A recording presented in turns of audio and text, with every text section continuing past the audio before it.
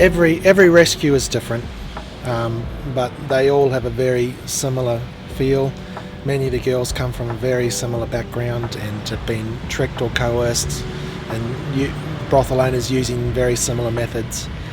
The two most common ways that we'll identify a girl is one, we've been told by an informant or by a girl that we've already rescued about another child trapped in a brothel, or our teams will go out and just randomly go into bars, marking them off our list and checking whether there are any underage girls in there. So once we've identified an underage girl, our goal is to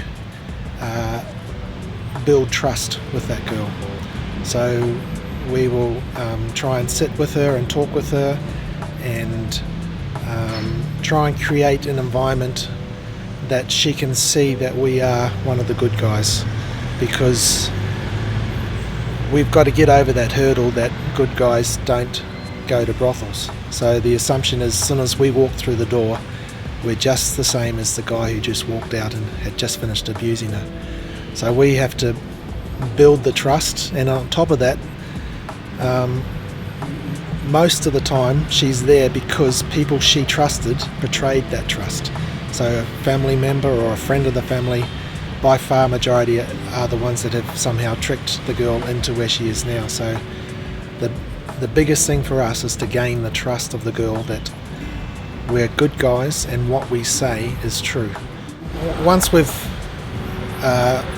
given an offer of escape to the child, many things can happen. She can say yes, no, I'll think about it, and how she actually leaves is varied. Sometimes she'll leave with us there and then, and not go back to the brothel. But most of the time, you got to remember we're dealing with children, so they have to process what we've said.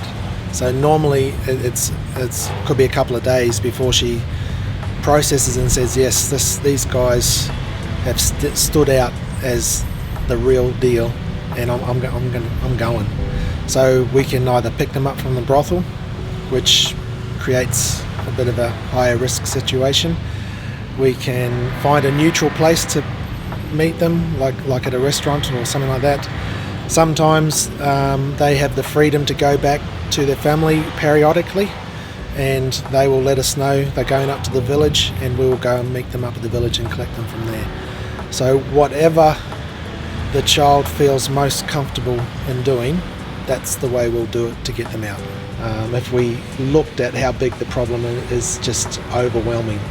But when you're in these yucky places and you find one of these beautiful kids and you get them to a place where you can tell them why you're there, and you can offer them a new life, and seeing their little faces light up, it's pretty cool.